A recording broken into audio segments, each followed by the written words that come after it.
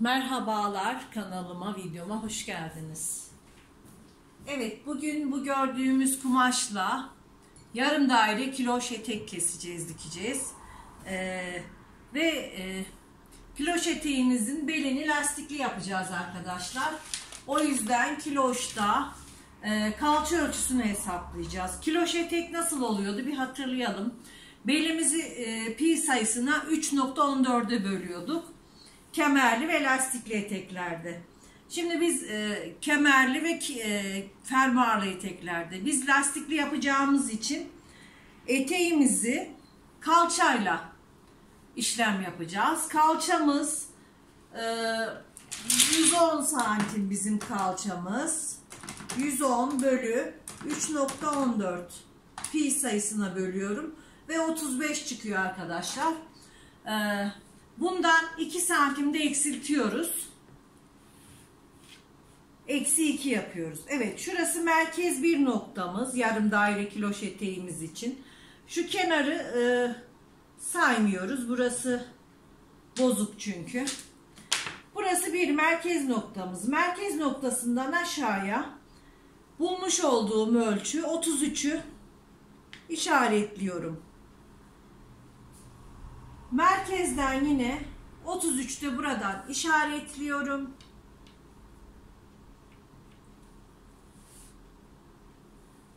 Ve bir de tam ortadan işaretliyoruz.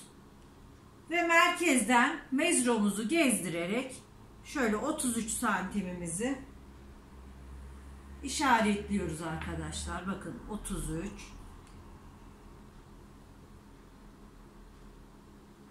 Şurası merkezimiz.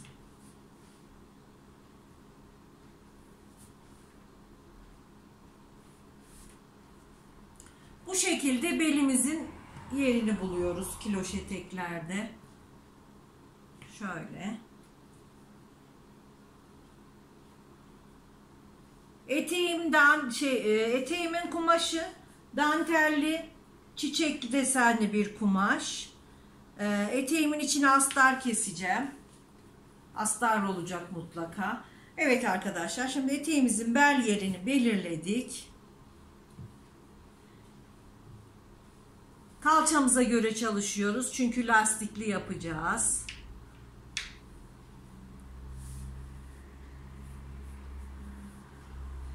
Evet. Belimizin kemerini de sonradan ilave yapacağız arkadaşlar. Siz isterseniz birlikte de yapıp buradan 3 santim pay verebilirsiniz.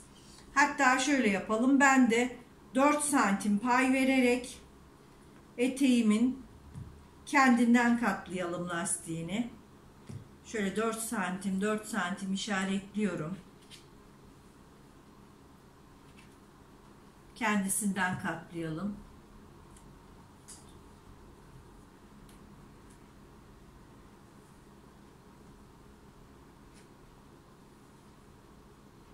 Evet. Şimdi ise eteğimizin boyunu ayarlayacağız. Eteğimizin boyu, bakalım kumaşımız ne verecek? Benim eteğimin boyu 75 santim veriyor arkadaşlar. Şimdi şuradan tutuyoruz mezromuzu. Düz bir şekilde 75'i işaretliyoruz. Şu şekilde işaretlerini alıyoruz.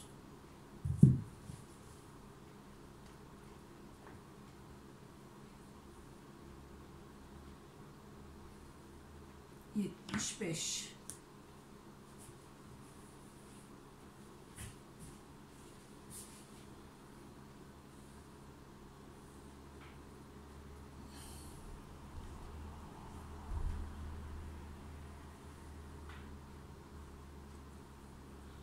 Astarımızı da aynı şekilde keseceğiz arkadaşlar.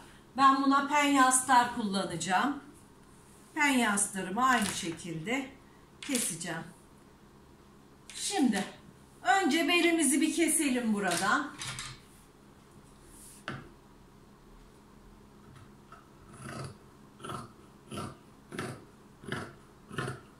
4 santim lastik kıvırma için pay vermiştik.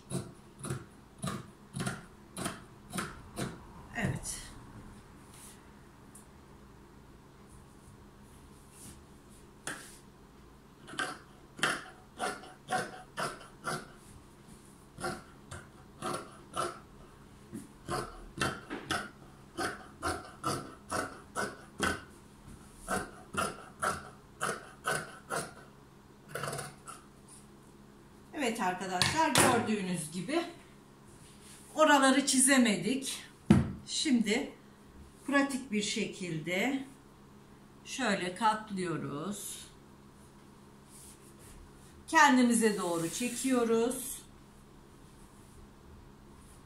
Ve eteğimizi şu şekilde katlayarak kalan yerini keseceğim. Bakın buraya ağırlığımı koyuyorum. Eteğimizi katlıyoruz.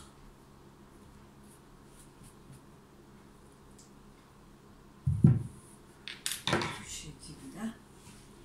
Şimdi kalan yerleri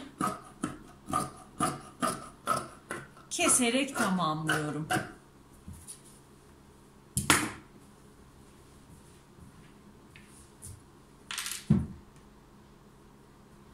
Evet, gördüğünüz gibi kiloş eteğimiz kesildi.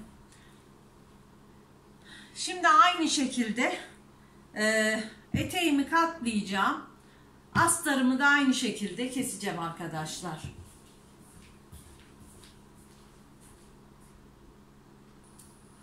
Evet arkadaşlar, eteğimin belini kendinden katlamayacağım. Dantel kumaş olduğu için kemerini sonradan takacağım. O yüzden belimi 1 santim dikiş payından kesiyorum şöyle. Belim için sonradan kemer hazırlayacağım. Daha güzel olacağını düşündüm. Sanki kasar gibi oldu kumaşından dolayı. Bir de kiloşlarda, yuvarlaklarda kendinden lastik pek güzel olmuyor. Evet, şimdi 1 santim payla belimizi kestik. Aynı şekilde astarımı kesip geliyorum. Evet, aynı şekilde astarımı serdim. Kloş eteğimi üzerine yerleştirdim. Aynı 2 kat şekilde. Şimdi eteğime göre astarımı da aynı şekilde kesiyorum.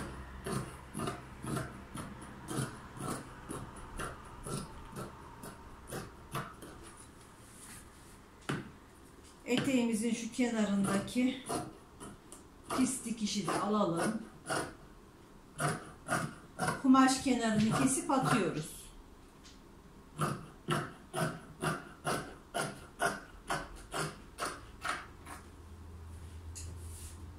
Şimdi astarımı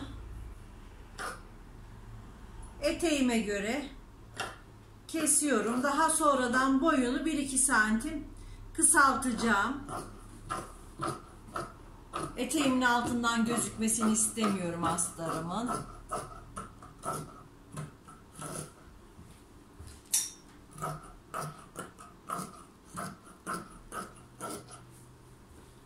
Evet.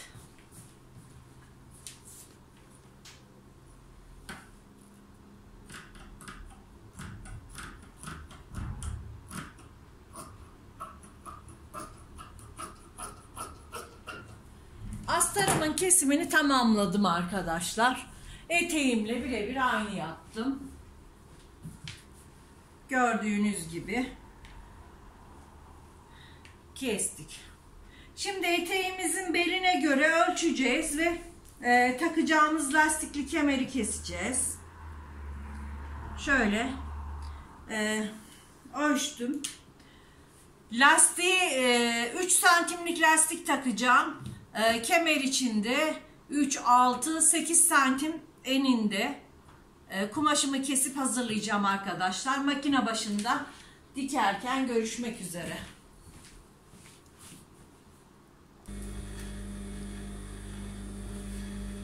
Evet, eteğimizi overlock'ta dikmeye başlıyoruz arkadaşlar.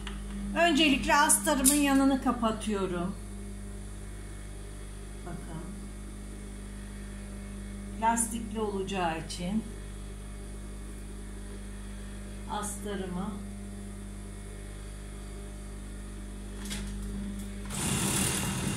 yanını kapatıyorum.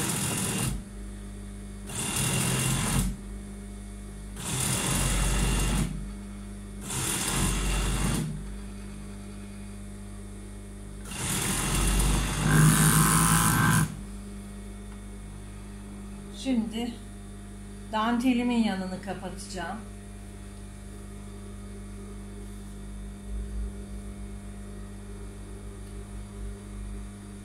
Düz yüzünü içeri çeviriyorum.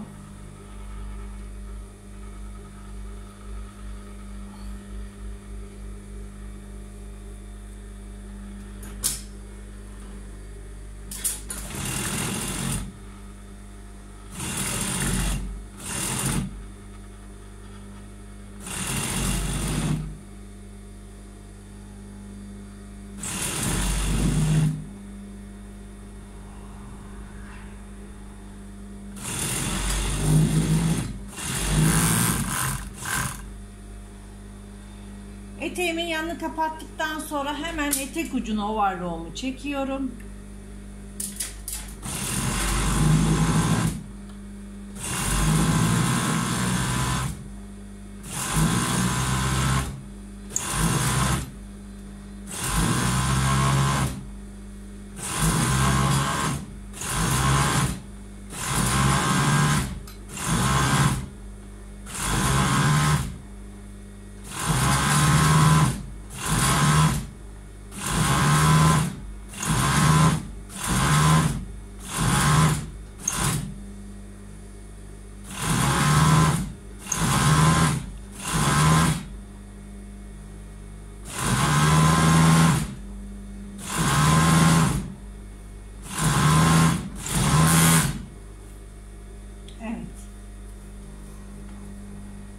Şimdi eteğimizin overlock'u bitti arkadaşlar. Astarımızın da bitti. Şimdi astarımı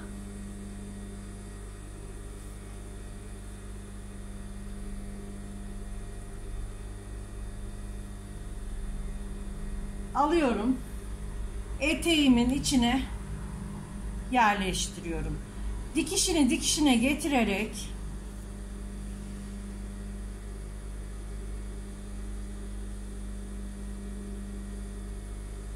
bakın, eteğimin düz yüzünü şöyle alıyorum.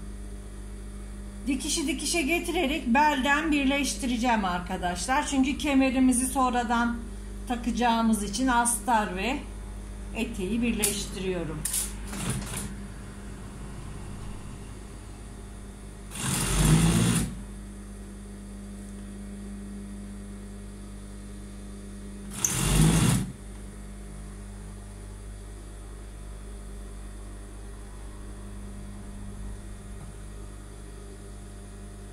Bu şekilde astar ve eteği buluşturuyorum.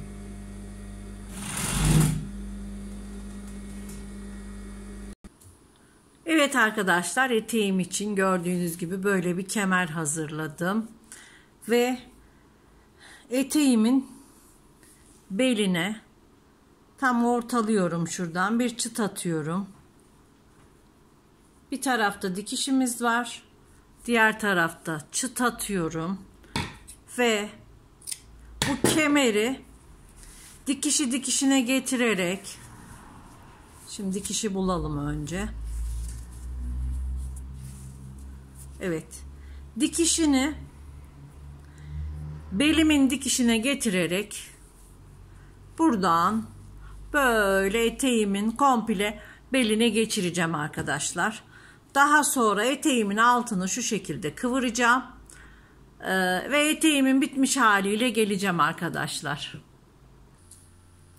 Evet arkadaşlar, bu da eteğimizin bitmiş hali, son görünümü. Harika bir etek oldu.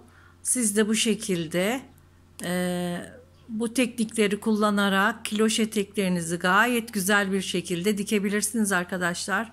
Hoşça kalın, sağlıkla kalın. Bakın bel detayımız. Eteğimizin arkadan görünümü. Evet arkadaşlar, gördüğünüz gibi bu şekilde. Hoşça kalın, sağlıkla kalın.